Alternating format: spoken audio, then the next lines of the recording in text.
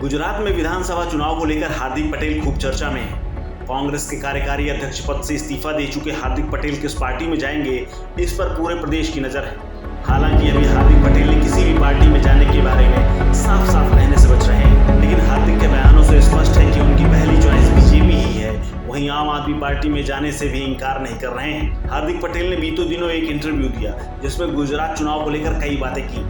हार्दिक पटेल ने दावा किया कि ये चुनाव एक तरफा ही होंगे, कांग्रेस इसके सीन में नहीं है। असदुद्दीन ओवैसी सीन में आ चुके हैं तो कांग्रेस के वोट उधर जाएंगे। आम आदमी पार्टी एग्रेसिव तरीके से आगे बढ़ रही है, लेकिन इस बार वो चुनौती नहीं दे पाएगी। हाँ, अगले चुनाव में जरूर मजबूत होकर सामने आएगी। आप और कांग्रेस की रणनीति की तुलना करते हुए हार्दिक ने कहा कि कांग्रेस के सभी नेता एक जगह से आते हैं, सौराष्ट्र, सूरत, बड़ौदा, जबकि आपके नेता चारों कोनों को एक दिन में कवर कर रहे हैं। आपकी रणनीति निश्चित रूप से कांग्रेस से बेहतर है। उसके राष्ट्रीय नेता छोटी छोटी बातों को लेकर मीडिया की सुर्खियों में रहते हैं। आम आदमी पार्टी में जाने की संभावना पर हार्दिक पटेल ने कहा कि हो सकता है, लेकिन कोई प्लान नहीं है। मैं किधर जाऊंगा, इस बारे में मैं अपने दोस्तों और शुभचिंतकों से बात करूंगा, फिर जिसमें लोगों का भला होगा वो करूंगा। कांग्रेस में रहकर बीजेपी को घेरने वाले हार्दिक पटेल बीजेपी की जमकर तारीफ करते नजर आ रहे हैं। हार्दिक पटेल ने बीजेपी को लेकर कहा, पिछले 30 सालों से सिर्फ 3-4 मुद्दों पर वोट हो रहा है। बीजेपी विकास,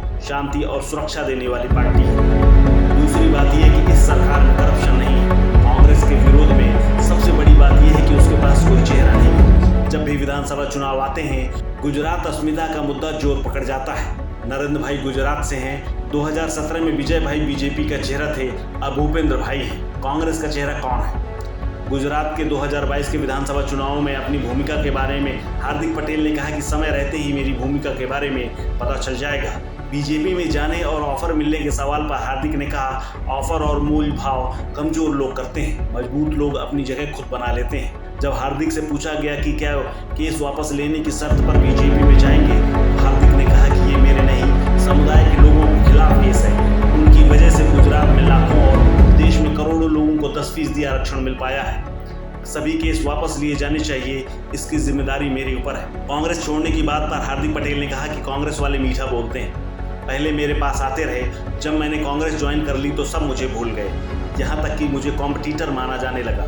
मुझे वर्किंग प्रेसिडेंट बनाया गया, लेकिन क्या ये पद सिर्फ लॉलीपॉप देने के लिए था? मेरे खिलाफ 32 केस हैं। कांग्रेस ने कभी नहीं सोचा कि इनको लड़ने के लिए वकील दे दें। उदयपुर चिंतन शिविर में जाने के बारे में हार्दिक पटेल ने कहा कि लोगों को लगता है कि मैं राहुल गांधी के करीबी हूँ, लेकिन ये सच नहीं है। जब राहुल गांधी मुझे लाहौर में 5 मिनट का मिलने का समय नहीं दे सकते, तो मैं ये दिखाने के लिए क्यों जाऊँ कि मैंने सरेंडर कर दिया है। मैं आमने सामने की लड़ाई में यकीन रखता हूँ।